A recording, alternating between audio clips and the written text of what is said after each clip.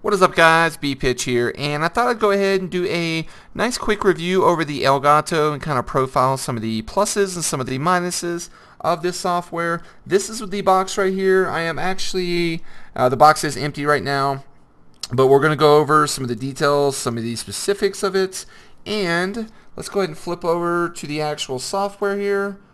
Alright. So this is, compared to the Hauppauge HD PVR1, this is actually a huge step up, a huge increase. From what I'm compared to, or from what I'm used to, this gives me so many more different abilities to record a game, whether it's PC, whether it's Xbox. The quality settings are so much more robust. I can adjust my bit rate. There's a huge scale on that as well. But just to go over the product real quick, so the only, I guess one of the minuses maybe is that you need a strong computer compared to what most people may have. Unless you've just gone out recently and bought a brand new computer, this actually requires 4 gig of RAM, and I have 16 gig of RAM. I would suggest at least 8 gig of RAM for this. Most products on the market always give you the minimum amount of what you need or what's required to run the product, and that's what they use. They don't say minimum, they say recommended. So just to make sure you're safe, I would at least have 8 gig of RAM. You also need a USB 2.0 port, Windows 7 or higher, a sound card, 2.0 gigahertz processor or higher, which I think you're safe. If you're going to have 16 gig of RAM or 8 gig of RAM and a sound card, I believe your CPU should be strong enough to handle this. It comes with all the cables that you need: an HDMI cable, a USB cable, which is basically the power cord. It doesn't come with any software or any CDs, so technically you don't need a CD-ROM drive or a DVD-ROM drive in your computer. All you need is an internet connection. So that could be a flaw if you don't have the internet, but I'm not sure who out there would be making YouTube videos or using an Elgato game capture card if you didn't have internet connection. So it's a very easy setup, very simplistic. As you can see, as I'm talking right now, you see the I'm using this software on my computer right now. I'm using a screen capture card to display this stuff for you guys, and you can see I do have the beta version for the live streaming application, and we'll go over that here shortly. Alright, I'm just trying to make sure I covered everything with the actual product in the box. Yeah, I think that's everything. It does do up to 1080i, but it's only at 30 frames per second. That is a huge deal. I know a lot of people that don't do much research on this. They're shocked at the quality when they plug in 1080p. The Elgato, or the Game Capture HD, does record at 60 frames per second, but only at 720p. At 1080i or 1080p, it only does 30 frames per second. So depending on the game that you're recording, you may have 1080 quality if the game's already at 30 frames per second. So for me, I do Minecraft and Call of Duty, and my quality settings are better at 720. Alright, so let's get into the nitty gritty here.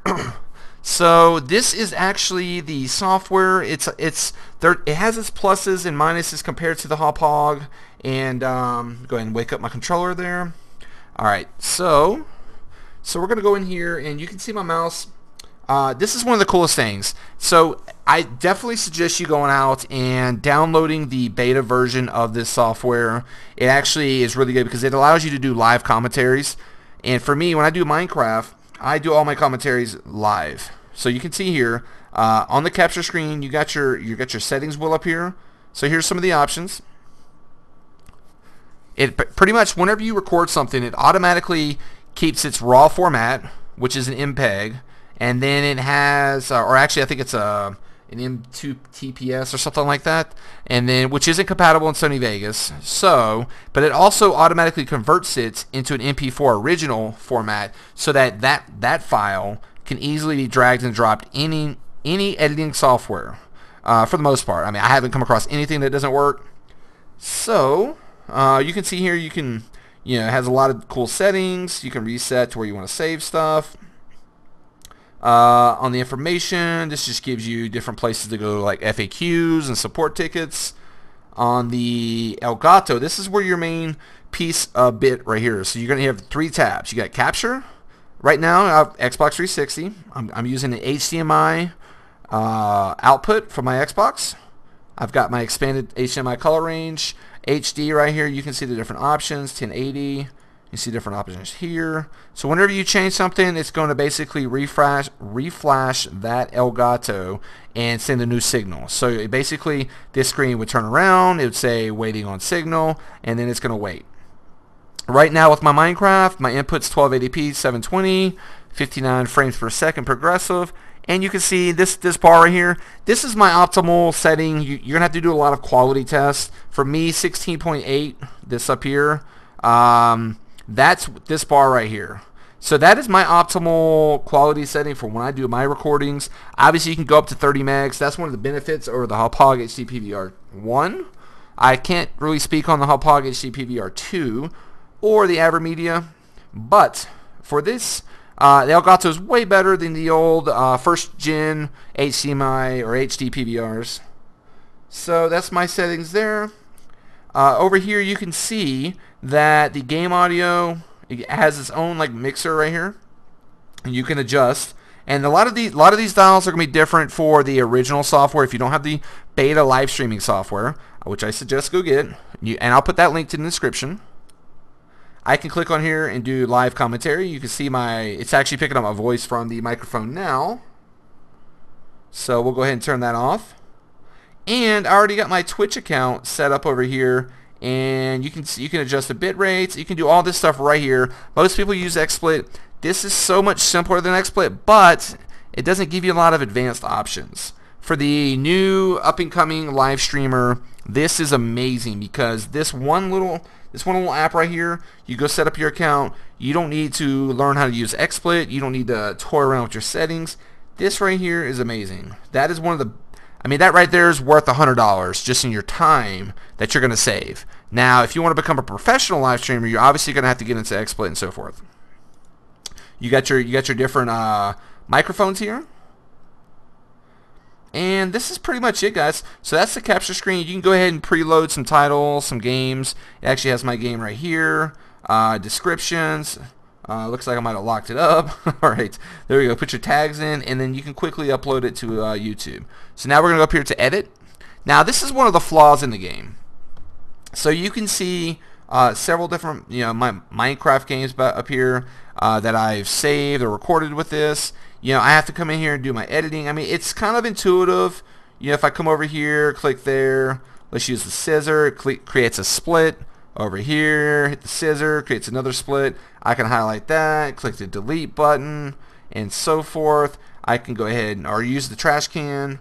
You can fast forward and do all this stuff, but there's a couple things that the Hauppauge, even the Hauppauge 1, did that this doesn't do. You can't record audio. You can't add like different types of media. On the Hauppauge 1 Gaming Edition, the software for that, you could actually add in like text files. You could put text over your video. You could do a lot of stuff, whereas this you cannot. You got the screenshot button here, which is kind of cool. The Hauppauge Gaming Edition had that as well. I should call it ArcSoft because that's their name or their brand of their software that comes with their HD PVR. And if those of you use that now, the editing software, if that's what you still use today, then that editing software is better than this. But I don't think you should be using either of them. I use Sony Vegas. Even if you just use the Sony Vegas Studio edition, it's $100, $120. You don't have to buy the full version of Sony Vegas. It gives you what you need for an upcoming YouTuber. And but for the most part, this editing software is really bland, really boring. It's very intuitive, very quick, easy. Doesn't freeze up, doesn't lock down, whereas the ArcSoft sometimes does. So I will give it a plus on that. Over here to the right, it's very easy. There's not a lot of settings you can choose from if you want to upload something to YouTube, Facebook, Twitter. You can even make videos for iPad and iPhones if you want to take them on the go. And that's pretty much it, guys. One of the other flaws I've been running into is every time my Elgato either crashes or turns off, it reboots my Xbox. Normally, most units are a pass-through unit. So if that unit turns off, then maybe there's nothing to get sent to the Xbox, but it doesn't turn it off. For me, I've been noticing it's almost like it reverbs the signal back to the Xbox and turns it off, or something's going on, because every time I run into my Elgato freezing up, which is occasionally, it's not a lot, but every once in a while, because I got other programs running, so they might conflict. When my Elgato freezes up and has to close, my Xbox turns off. And in return, if I'm in the middle of a game or I'm in the middle of recording something, I have to basically reboot up my Xbox and start over. So that's kind of a pain. I'm going to keep it real with you guys. The other thing, if you want to watch a DVD in your Xbox, and say your Xbox is your primary watching device, that's where you put your DVDs in, you watch your movies, and it relays to your TV, and that's where you watch it, I would be cautious of that, because the Elgato doesn't support DVDs, because I think they try to limit the ability that you can use this device as a recording tool to record DVDs and bootleg them or put them on the black market. Alright guys, I want to go ahead and thank you guys for watching this. I hope this review was very helpful for you, and I hope you got something out of it. For me, this is still a buy. It's still one of the best on the market. I can't say that objectively, or because I haven't used the AverMedia or the Hauppauge HDPVR2, but from my research, this is well worth the money. I'll put a link to the Amazon link for the product down in the description as well. You guys can go check it out. I believe it retails for $159 with free shipping if you're a Prime member. $159 plus shipping if you're not. I actually bought it at the Apple store. It's also located at all Apple stores, Apple as in the iPhone. At any store that carries the iPhone, sorry, let me respeak. Any Apple store would carry this as well, but it costs an extra $20. So, go ahead and leave me a like or comment. Let me know what you think of this review. Go ahead and thank you for watching. Pitch out.